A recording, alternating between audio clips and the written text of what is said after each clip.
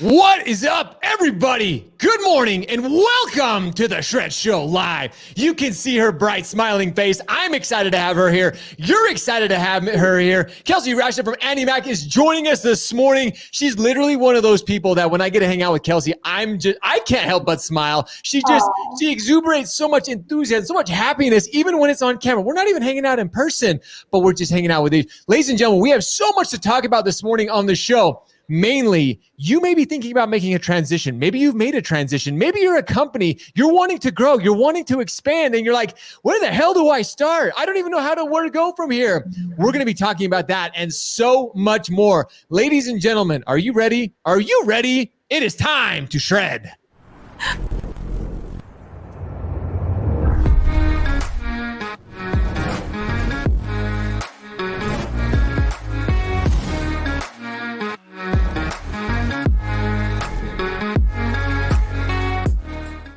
Oh my gosh, I cannot tell you guys, ladies and gentlemen, so excited to have Kelsey joining me on the show. She just her smile, like it's just like, yep, there she is. She's there. She's hanging out.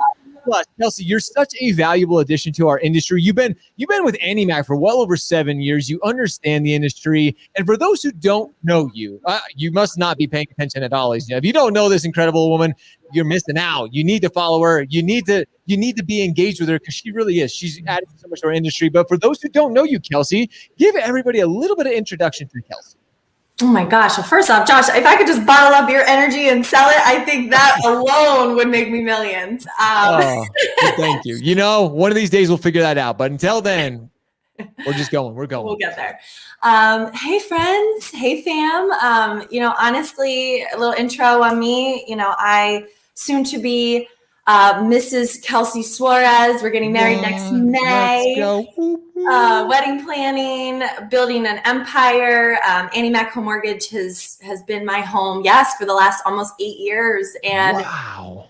Time's flying. Started out as an executive assistant and, got to kind of really see, looking up at all of the phenomenal humans that support our organization and people outside the industry that, ultimately it was about studying and examining the characteristics of successful people and wanting to replicate, emulate, have an opportunity to really create my own path. So for the last 8 years, I've been representing Annie Mac, market developer, strategic growth coach, friend to many of the amazing producers out in the world. Recruiting is not the only thing I do. And I certainly, as much as I appreciate the opportunity to step in and diagnose and prescribe, there's also a switch that we can also turn off and we can be friends and we can compete and still cheer each other on. I love that. See, that's the mentality that we need more of. The conversations from leaders like yourself who can say that. They can say, hey, you know what? On the court, I'm going to kick your ass. I'm bringing my A game all day long. It's going to happen. But we can be friends. Like we can totally support each other. And that's why I've shared this in a few groups. This is for everybody. This entire conversation, it doesn't matter if you're retail, wholesale, broker, banker, it doesn't matter. What we're going to be talking about today, we've all gone through it. We've transitioned at one time or another. And you mentioned, Kelsey, for all you recruiters out there, all you people looking to grow your company, grow your business, this conversation is going to be key. So if you have somebody in that growth department of your company and they're not watching right now, you need to tag them. You need to share this with them. Say, hey, go check out Josh and Kelsey's conversation because this is truly going to be valuable. Now more than ever, Kelsey, in 2021, companies are growing. 2020 was a banner year for so many of us, and so many companies are looking to grow. And but they're asking themselves, they're like, well, how do I start to transition LOs over here? What does the onboarding process look like? It's a daunting process. It's super overwhelming. So I want to, because you made a post on LinkedIn and I reached out to you and I'm like, Kelsey, this was brilliant. Annie Mac has this process. And again, every company's different, but you guys have kind of found your niche in this. You are like, hey, you know what? Like, this is how we do it. And you guys kind of have a unique experience. So kind of talk about how does that transition look for you guys? Yeah, well, number one, change is inevitable in life, in business. And, it always comes, what blasts that fear and the unknown is education and it's action and it's accountability. And it's just sometimes realizing that that's where growth is. So, whether you are, stepping into the fall, looking to grow your business or maintain your business, you're going to be assessing and evaluating, and at least you should be doing your research, understanding what you have versus what you could have, or understanding, are you in your best alignment? And the best ways to do that is to go out and ask questions, right? Do your research, mastermind, spend time with other really successful people, spend time with your competitors, those who are willing to share those secrets. So, transition can be a scary, scary word. Absolutely. And so many people, especially I transition people that have been at their companies for 12 years, where that's all they know. Maybe they've never transitioned before, or maybe, it's just never the right time. Yep. So the main thing truly is preparation, and I can certainly go into some of the ways that we do prep, but ultimately transition. And as we take a look at ourselves, we're transitioning every day through evolvement of our personal lives, professional lives. And if you're not transitioning in some way, shape, or form, fitness, meditation, transition into higher levels of conversations and vulnerability, then you're not growing. So it's normal. That's so deep on so many levels. Like you said, there's transitions are happening in our lives all the time. Like you said, mentally, physically, emotionally, like you're going through it, you're getting married. Like like emotionally, mentally, like there's so much change that happens when you get married. Like you have somebody, like I know, remind me of his name. I always forget his name. You can call him G, Jersina. G. I was gonna say, I say everybody knows, like there's a nickname. I know he's got a nickname, G. So G's one of those guys. He's incredible. And if you see you two on Instagram, guys, if you don't follow Kelsey on Instagram or LinkedIn, you see these cool pictures, but going through change like that, like it's mental, like it's emotional. And you think marriage is one thing, but going through, like you said, I know LOs, I know mortgage professionals in our industry that have been with companies, like you said, 12, 15, 20 years, and now they're looking to make a change. Companies are evolving, processes are evolving, our industry is evolving, and that change messes with people mentally. You have to be working on yourself outside of just here in the business. Of course, hey, we got to be masters of our craft. Absolutely. But there's so much more that goes into that. And that's why your process in particular, and why you are so incredible at that, is you understand that. You see that as a company, like bringing people over. There's so much more than, hey, we just got to make sure your pipeline comes over. There's a lot more than that, right? A lot more, yes. And, a lot of times too, it's consulting with the spouses and the partners within the team and the team members, and everybody really needs to be on board. So I think, like I said, preparation. So being able to customize. I've got an $18 million producer and I have $315 million producer individually with teams, of course, that come with that. But no matter the size, small, medium, large, mega, ultra, ultra large, right? You're looking at all different types of plans behind that. So, from everything from preparation to marketing. I have a pipeline manager. Shout out to John Arniotis, who is also the onboarding and transition director. So it helps that the pipeline manager is also the onboarding and transition director to, yes, of course, keep the education flowing, keep the next steps moving, but he sees what's coming down the pike 90 days in advance, just like a loan officer with their loans. They need an operations manager. So it's important to have somebody with the eyes constantly focused on what's coming, and also looking at problems and finding solutions before they arise, because that's where the lack of preparation, sometimes people are dealing with fires, crazy onboardings, and just sometimes not what they expected. Ooh, expectations, setting expectations. I'm so glad you went there, because every transition, every company is a little bit different. Again, it's kind of similar in the way of like, hey, like you mentioned, you have your pipeline, you have CRM, you have getting everything connected, but expectations, setting those expectations when somebody's coming over, I think is critical to the process. Because I've been part of those companies before. I won't say any names, but when I've transitioned over to companies, they're saying, oh, it's going to be amazing. It's going to we're going to have you up and running within, a couple of days. It'll be no problem. The next thing you know, we're 4 weeks in, I still it's just a cluster, everything's everywhere. Setting proper expectations, letting people know hey, of course this is a process. When you're changing, when you make a transition, when you've been with a company, like you said, for 12 years, you need to expect hey, there's going to be this, but you guys at AndyMac and you in particular, you set up that process and you set those expectations right up front with them. Hey, here's what you can expect going into this transition. And I honestly think that's probably one of those things. We as mortgage professionals, we set expectations with the consumer. Like, how would it be any different if we're making a transition to another company? We need to have those realistic expectations going into a move to a new company, right? Yeah. And you're running a business. Therefore, you want to be performing at the utmost highest levels and delivering the best customer service. And, it's really a team that operates that way in my world. From training and development to having a designated pod that you're assigned to. I think the people get the most frustrated that I hear during transition is they don't have answers. They don't have the go-to person. They don't have somebody to handhold them. We've assigned basically a 120-day team designated to that, a bat line. You call that phone, you're getting somebody on that phone like clockwork. And so, like I said, there's timing for all of this stuff. There's a roadmap that exists. And again, it's not cookie cutter, the same for every single person. You have to create that magic in designing those workflows and that transition process to make that strong, from understanding the personalities, dispersonality profiling people before they come on board, knowing what their natural and adaptive behaviors are and how they respond, how they learn, how they're inspired, what's their why, what motivates them. So really being able to kind of have that multi-prong approach that creates the awareness and also having that person that's running point, because when there's too many cooks in the kitchen, that's when things can get messy. It gets chaotic. But you mentioned something so you guys have a roadmap. You have the process laid out, but something that is so critical that I've seen many companies fall short on is they're so stuck on that process of like, hey, we're going to onboard you here and go through A through Z. Every one of us is different. Like you said, from disc profiles, understanding what makes people tick, Kelsey and I are very, very different people. If you have that process so set in stone, like, well, no, Josh and Kelsey, they have to go through the exact same process. It may be phenomenal for you, but it may be terrible for me.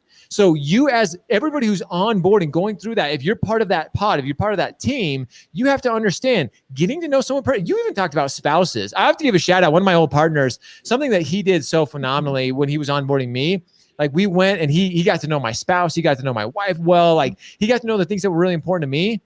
And that's what ultimately made me make that transition over there, is because he really spent the time. He wanted to know what my long-term goals were, what my long-term future was. And like you said, it's worth the investment now in people, because that's what we're in the business of. We're in the business of people, ladies and gentlemen. And if you make that investment now in them, they'll, like you said, they'll stay with you 10, 12, 14. We're a loyal group for the most part. Us originators, we're a loyal family, right?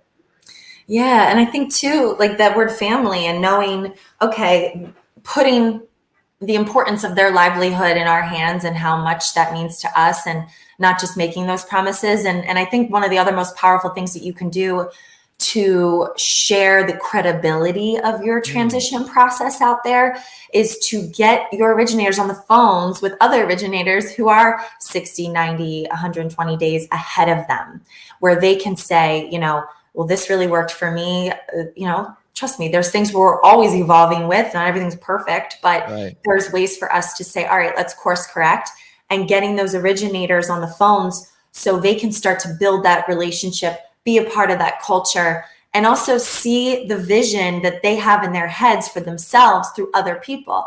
When people make a transition, they're not doing it to make a lateral move. They're doing it to increase levels of quality of life, financial reasons, for business autonomy and controls, and sometimes just pure, beautiful culture. So it's important to expose your audience to those people. I'm so glad you brought up culture, because I honestly, of all the conversations I've been part of recently, for the most part, when it comes to rates, it comes to programs, it comes to there are a lot of similarities. I know there's plenty of people out there that love to argue, well, we have better rates and we have blah, blah, blah.